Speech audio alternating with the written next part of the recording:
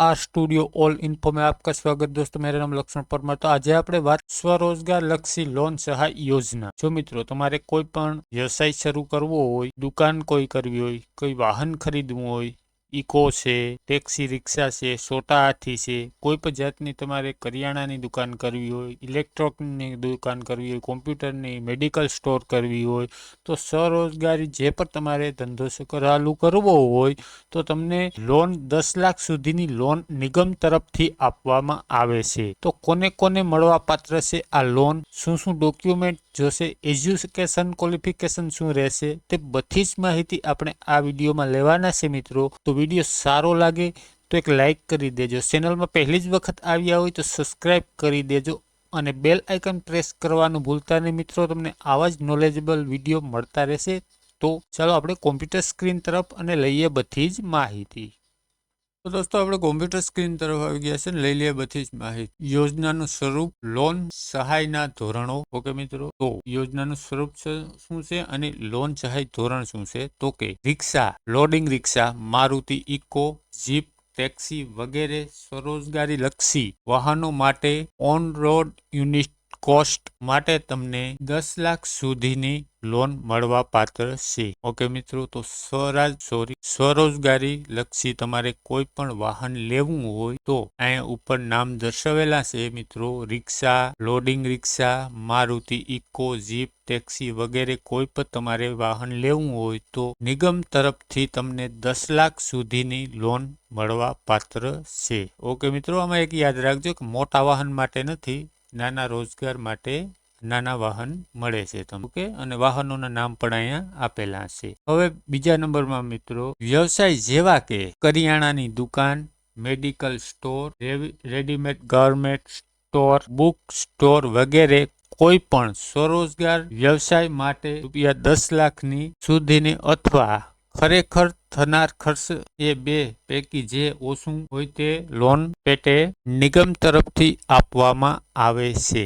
Okay મિત્રો, તો એક તો 10 લાખ સુધીની તમને લોન આપવામાં આવે છે। પછી તમે જે પણ વ્યવસાય શરૂ કરો, વાહન લ્યો અથવા કોઈ પણ દુકાનનો વ્યવસાય શરૂ કરો તો તેમાં જેટલો ખર્ચો હોય તે તમને લોન સ્વરૂપે મળવા પાત્ર છે। તો આગળ જોઈ લઈએ આપણે કે લોન છે એટલે વ્યાજ દર તો હોય, કેટલું વ્યાજ દર છે અને કેને આ લોન મળવા પાત્ર છે। તો આગળ જોઈ લઈએ મિત્રો, ઉપરોક્ત યોજના માટે લોન વાર્ષિક 5% સાદા વ્યાજે મળવા પાત્ર થશે। ઓકે મિત્રો, વાર્ષિક 5% સાદું વ્યાજ આપણે કહેવામાં આવે, બેંક તરફથી આપવામાં આવે તે સાદા વ્યાજ ખાલી 5% વ્યાજ દરે તમને મળવા પાત્ર છે અને મહિલાઓ માટે 4% સાદા વ્યાજ લોન મળવા પાત્ર છે। હવે કોઈ મહિલા સ્ત્રી વ્યવસાય ચાલુ કરવા માંગતા હોય તો તેને 4% અને પુરુષો જો આ વ્યવસાય ચાલુ કરવા માંગતા હોય તો તેને 5%, 1%નો ફેર છે।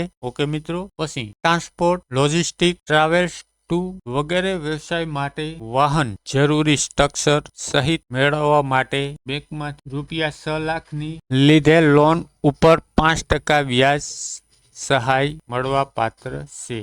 ઓકે મિત્રો, આગળ તમે કોઈ લોન લીધી હોય વાહન માટે અથવા કોઈ વ્યવસાય માટે તો તે તમે લોન આમાં કન્વર્ટ કરી શકો છો। વધારે વ્યાજ દરે તમે લોન લીધી કોઈ રોજગાર શરૂ કરવા માટે અને તમે આ અરજી કરો આ યોજનામાં તો આમાં કન્વર્ટ કરી દેવામાં આવશે અને 4% સાદા વ્યાજ તરીકે તમે લોન આમાંથી વ્યાજ ભરી શકો છો। આગળ તમે લોન લઈ લીધી છે અને વધારે વ્યાજ દર છે તેનો અને તમે વ્યાજ ભરો છો તો એને આમાં કન્વર્ટ કરાવી શકો છો અને તમને સાદું વ્યાજ કરી દેવામાં આવશે 5% લેખે નિગમ તરફથી। ઓકે મિત્રો, તો આગળ જોઈ લઈએ।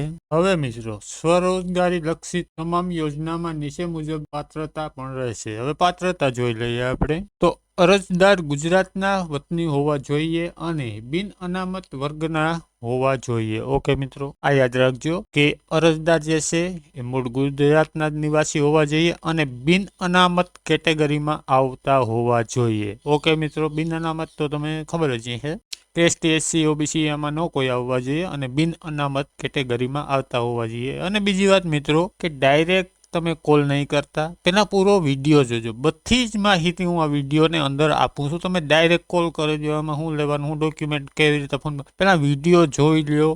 જો તમારે પાત્રતા ધરાવતા હોય તો પછી આપણે ફોર્મ ભરવાનું રહે.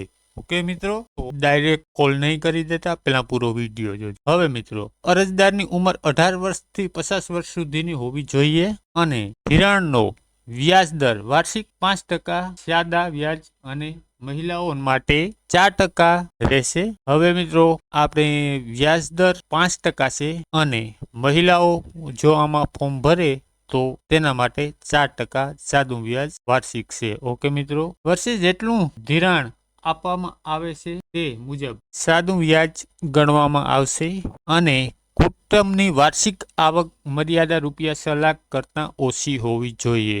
ઓકે મિત્રો, તો કુટુંબની વાર્ષિક આવક 6 લાખ કરતાં ઓછી હોવી જોઈએ. તો આગળ જોઈ લઈએ મિત્રો. હવે આપણે સ્વરોજગારી લક્ષી લોન યોજનાના ધિરાણ માપદંડ. વાહન માટેની લોનની યોજનામાં અરજદાર પાસે પાકું લાયસન્સ હોવું જોઈએ. ઓકે મિત્રો, તથા નાના વ્યવસાય માટે નિયમાનુસાર જરૂરી રજીસ્ટ્રેશન હોવું જોઈએ. ઓકે મિત્રો, તો એક તો વાહનમાં તમે લોન લો વાહન માટે તો પાકું લાયસન્સ હોવું જરૂરી છે. અને કોઈ પણ તમે વ્યવસાય કરો, દુકાન કે તેનું જે આપણે ડોક્યુમેન્ટ હોય છે કે ભાડાથી રાખેલું હોય તો ભાડાનું બિલ ને એવું બધું તમારી પાસે ડોક્યુમેન્ટ હોવું જોઈએ. મેળવેલ વાહન નિગમની તરફેણમાં ગીરો હાઇપોથેટિકેશન કરવાનું રહેશે.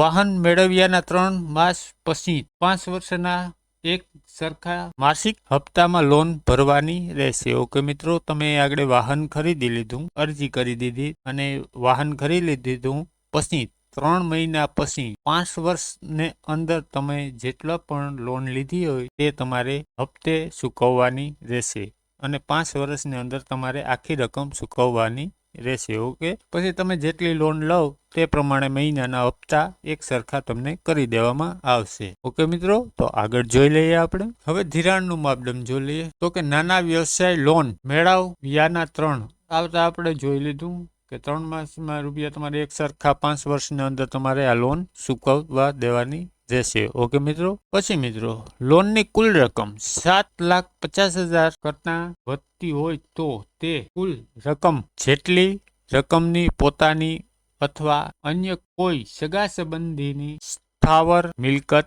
નિગમની તરફેણમાં ગીરો કરવાની રહેશે. હવે મિત્રો, તમારે 7 લાખને અંદર જો તમે લોન લીધેલી હોય તો તમારે પાસે મિલકત હોય કે ન હોય કંઈ બતાડવાની જરૂર છે નહીં. પણ 7,50,000 ઉપર તમે લોન લો તો તમારે તમારી મિલકત નિગમને બતાડવાની રહેશે. એની ફાઇલું તમે નિગમમાં આપવાની રહેશે. અને તમારે પાસે મિલકત ન હોય તો તમારા સગા સંબંધીની મિલકત પણ તમે દર્શાવી શકો છો. ઓકે મિત્રો, આ એને લાગુ પડે જેને 7 લાખ કરતાં વધારે લોન લેવી હોય એને.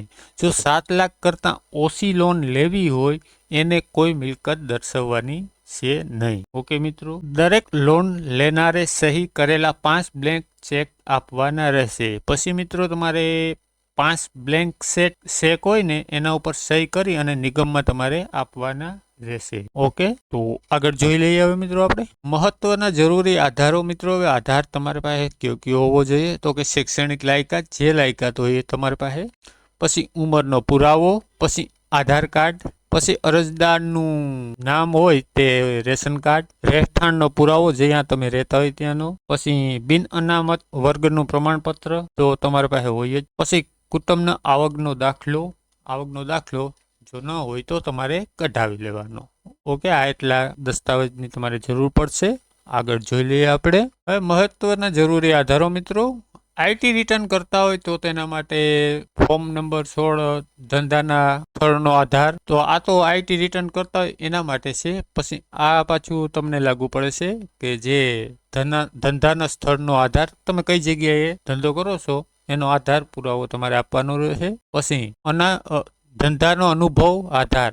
હવે તમે જ્યાં કોઈ પણ વાહન આગળ હાંકતા હોય તો કેટલા વર્ષથી તમે કોઈ બીજાનું વાહન ચલાવ્યું છે, કેટલા વર્ષથી તે તમારે આધાર રજૂ કરવાનું રહે. પછી પિતા વાલી મિલકત બોજો મોર્ગેજ કરવાનું. હવે આ તો મિત્રો આ છે ને આ પરિસ્થિતિ 3 તે આપણે ઓનલાઈન અરજી કરતા જે હું તમને શીખવાડીશ, વિડીયો અપલોડ કરીશ, તેમાં આ તમને કઈ રીતના ભરવું તે તેમાં આવશે. અત્યારે આની કોઈ જરૂર નથી. ઓકે. પછી અરજદારના બેંક પાસબુકની પ્રથમ પાનાની ઝેરોક્સ નકલ આઈએફસી કોડ વાળી, તો પ્રથમ પાનામાં આઈએફસી કોડ તો આવી જ જાય. ઓકે મિત્રો, તો આગળ જોઈ લઈએ આપણે. ખાસ નોંધ મિત્રો, આ ખાસ નોંધ એક યાદ રાખજો કે નિયત સમય મર્યાદામાં માંગેલ પૂર્વતા પૂર્ણ કરવાની રહેશે. હવે તમે અરજી કરી હોય, તમારી અરજી પાસ થઈ હોય, પછી નિગમ તરફથી જે તે ડોક્યુમેન્ટ ફાઇલ તમારે પાસે માગે, એ જે સમય મર્યાદા આપે એ સમય મર્યાદામાં તમારે પુગાડવાની રહેશે. ઓકે. અરજદારને પૂર્વતા માટે કરવામાં આવેલ અરજીઓ સમય મર્યાદા પૂર્વતા પૂર્ણ કરી મોકલવાની આવે તો અરજી આપોઆપ નામંજૂર થઈ જાય. જો નિગમ તરફથી તમને પછી જે ફાઇલો માંગવાની આવે, તમે વાહન ખરીદ્યું અથવા કોઈ પણ દુકાન કરી હોય તેનું તમને ફાઇલ ડોક્યુમેન્ટ બધા માંગવામાં આવે, તે જે તે સમયગાળો આપે, 1 મહિનો 2 મહિના કે તે એ તમારે પુગાડવાના રહેશે. જો તમે ન પુગાડો અથવા અરજી કરી હોય તમે અને તમને નિગમ તરફથી કહેવામાં આવે કે વાહન લઈ લ્યો અથવા તમે કોઈ વ્યવસાય દુકાન શરૂ કરવી હોય તો શરૂ કરી દો, તો તે તમે નહીં કરો તો અરજી નામંજૂર કરવામાં આવશે. ઓકે મિત્રો, આ એક યાદ રાખજો. અને વધારે માહિતી માટે તમે કોમેન્ટ બોક્સમાં કોમેન્ટ પણ કરી શકો છો. આપણી Instagram ID, Facebook ID, WhatsApp ID તો સ્ક્રોલ થઈ રહી છે, તેમાં મેસેજ કરી શકો છો. તો વિડીયો સારો લાગ્યો હોય મિત્રો તો લાઈક કરી દેજો, તમારા મિત્રો સાથે શેર કરી દેજો. Thank you.